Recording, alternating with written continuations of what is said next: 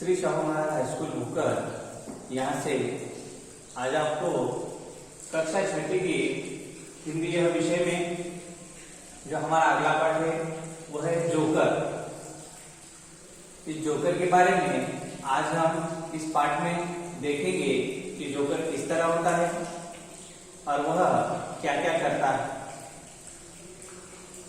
हमें हंसाता है या हमें रुलाता है, और वह उस हंसने के पीछे उसका क्या राज होता है और वह किसके लिए करता है, यह इस जोकर के पाठ में आज हम देखेंगे।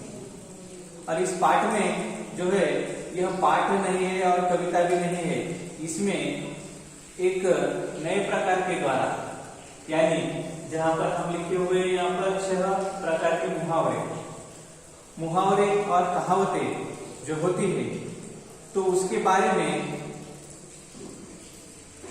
प्रस्तुत पाठ में मुहावरे और कहावतों के द्वारा अपनी बात को कम से कम शब्दों में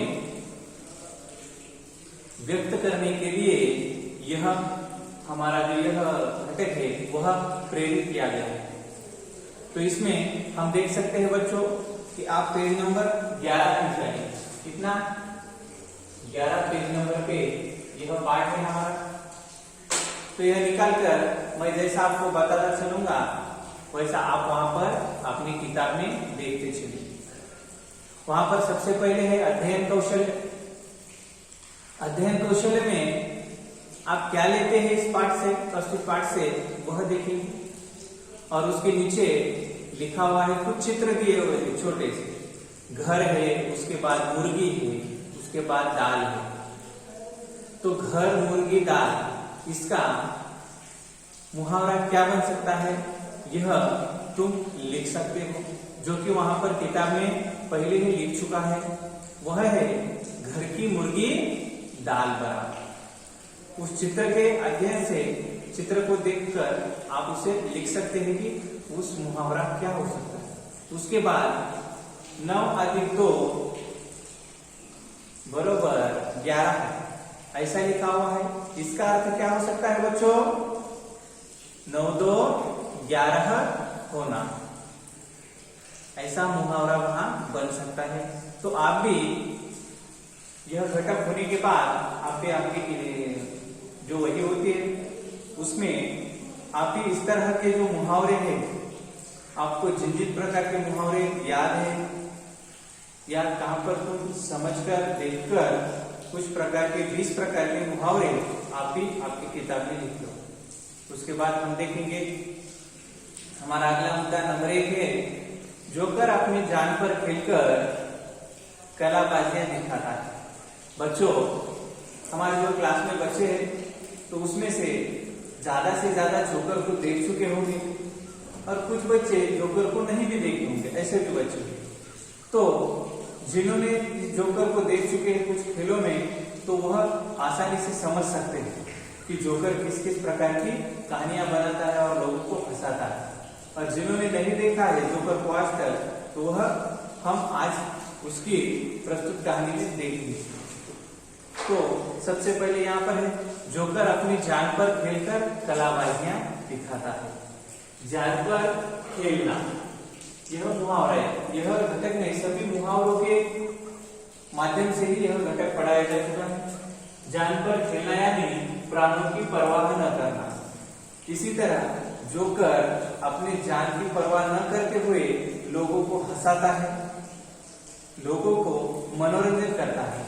इस प्रकार जान पर खेलना यानी अपनी जान की परवाह न करना, वह इस तरह लोगों को खेलता है। क्योंकि वह क्या करता है कि एक डोरी होती है, रस्सी होती है, रस्सी के ऊपर वह चलकर कुछ कलाबाजियां दिखाता है। वहां चित्र में देख चुके होंगे आप, एक हाथ में उसके छत्ता है और दूसरे हाथ में 3 बॉल है। वह ऊपर उछाल रहा है और हाथों में ले रहा है। यह वह अगर जोकर उस रस्सी से गिरकर नीचे अगर गिर जाएगा तो उसे कुछ मार लग सकता है, लेकिन यह कलाबाजियां वह दिखाता है क्योंकि लोगों का मनोरंजन हो और उस मनोरंजन से हमें कुछ लोग पैसे दे और उस पैसों से मेरा और हमारे परिवार का पेट भर सके, कुछ खाने के लिए हम कुछ ला सके। उसके बाद दूसरा जो मुद्दा है वहां पर है जोकर झूठ मूठ का ठहाका लगाकर लोगों को हंसाता है। ठहाका, ये ठहाका लगाना, ठहाका लगाना यानी जोर से हंसना। कौन हंसता है? जोकर क्या करता है, खेल खेल में कुछ होने के बाद उसे कुछ समझ नहीं आया या कुछ हो रहा है तो अचानक ही वहां पर ठहाका लगाता है, यानी जोर से हंसने लगता है, ऐसा ही। और उसे देखकर लोग भी सभी वहां पर आए हुए, उस खेल को देखने के लिए आए हुए लोग भी सभी हंसते हैं, सभी मनोरंजन लेते हैं। उसके बाद तीसरा जो मुद्दा है, उचित प्रतिसाद न मिलने पर जोकर मन महसूस कर रह गया। यानी जिस प्रकार उचित प्रतिसाद, यानी लोगों का अगर बच्चों को अच्छा प्रतिसाद नहीं मिला, जोकर को लगा अरे यार सब इधर उधर बातें कर रहे हैं और मैं अच्छा तरह इन लोगों का मनोरंजन कर रहा हूं, फिर भी लोग हंस नहीं रहे थे, तो जोकर क्या होता है, वहां पर मन महसूस कर रह जाना, यानी कुछ न कर पाना। उसे लगता है कि मैं कुछ अच्छा खेल नहीं दिखा पा रहा हूं, इसीलिए लोग कुछ हंस नहीं रहे हैं और वह मन महसूस कर रह जाता है, यानी कुछ न कर पाना, और वह वहां पर बैठ जाता है कुछ देर के लिए और उसे नर्वस भी होता है। उसके बाद अगला जो चौथा मुद्दा है बच्चों, वहां पर है खेल समाप्त होने पर कुछ बच्चों द्वारा खेल समाप्त होने पर, यानी वह जो खेल दिखाता है, जो खेल दिखाता है, उस खेल समाप्त होने पर बच्चों द्वारा जोकर को धन्यवाद कहने पर वह फूला नहीं समाना। यानी हम भी बच्चों, अगर तुम अच्छा कुछ कार्य करो और अगर अच्छा तरीके से क्लास में अगर हो तुम, और मैं कुछ प्रश्नों के प्रश्न अगर पूछता हूं और तुम एक बच्चा समझो उठकर अच्छी तरीके से अच्छा जवाब दिया, तो मुझे अच्छा लगता है और मैं क्या बोलता हूँ उस बच्चों को, वेरी गुड, बहुत अच्छा, इसी तरह तुम पढ़ाई करो, इसी तरह तुम किताब में, पुस्तकों में, स्टडी में तुम ध्यान दो। ऐसा बोलने के बाद वह बच्चा फुलाना समाना, यानी वह बेहद अत्यधिक खुश हो जाता है। उसी तरह जोकर को भी, जोकर का खेल खत्म हो चुका है तो जोकर को कुछ बच्चे उसके पास आकर जोकर को धन्यवाद अगर कहे कि जोकर मामा तुम अच्छे तरीके से हमें हंसाए, हमारा मनोरंजन अच्छे तरीके से किए, ऐसा कुछ बच्चे अगर जोकर को बोले तो जोकर फुलाना समाना, यानी अत्यधिक जोकर भी खुश हो जाता है। उसे भी लगता है कि बाबा मैंने जो काम किया है, मैंने जो कार्य किया है, उसके बारे में सभी को अच्छा लगा और सभी लोग खुश हो गए, तो जोकर को भी खुशी मिलती है। उसके बाद बच्चों अगला जो मुद्दा है पांचवा हमारा, एक बच्चे को अपनी नकल करते देखकर जोकर दंग रह गए। अरे वाह, ये तो बहुत बड़ी बात है, दंग रहना। दंग रहना यानी बच्चों आश्चर्यचकित होना। समझो हमारे स्कूल में बहुत सारे टीचर है, 20-30 टीचर है, और तुम्हारे क्लास के लिए पढ़ाने के लिए 5-6 टीचर है। उस टीचर से अगर हमारे क्लास में का बच्चा अगर कोई समझो मेरी नकल या दूसरे किसी टीचर की अगर नकल करता है, हूबेहू जिस तरह मैं पढ़ाता हूँ और तुम्हें बताता हूँ, उस तरह अगर कोई बच्चा उस टीचर की अगर नकल करता है तो वह टीचर भी उस बच्चे को देखकर दंग हो जाते हैं। अरे बाप रे, ये बच्चा भी मेरे जैसा बात कर रहा है, मेरे जैसा ही इधर उधर चल रहा है, ऐसा कर दंग रह जाता है। इसी तरह हमारे जोकर का भी जो कार्य होता है, जो लोगों को मनोरंजन करना, वह भी कुछ सीधा साधा होता है क्या बच्चों? नहीं, वह भी बेहद कठिन होता है।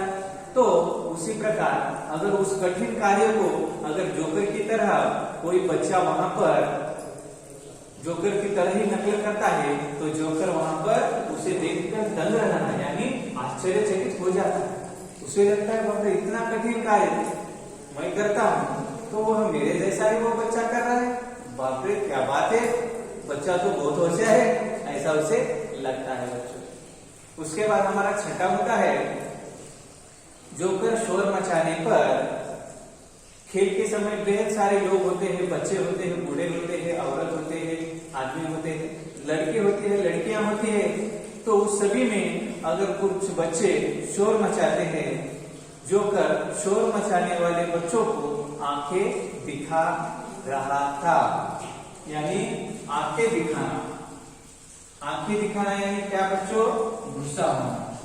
यही बात हमारे क्लास में समझो, अभी हमारा क्लास चालू है, तुम पिछले साल क्लास में ही थे यहाँ पर, तो समझो इस भी बार अभी तुम क्लास में ही हो, मैं अच्छी तरह से तुमको पढ़ा रहा हूँ बच्चों, और उसमें से कोई पीछे वाले बेंच पर दो बच्चे बात कर रहे हैं, आपस में खुसुर खुसुर बातें कर रहे हैं, मैं जो पढ़ा रहा हूँ उस पर वह ध्यान नहीं दे रहे हैं, आपस में बातें कर रहे हैं।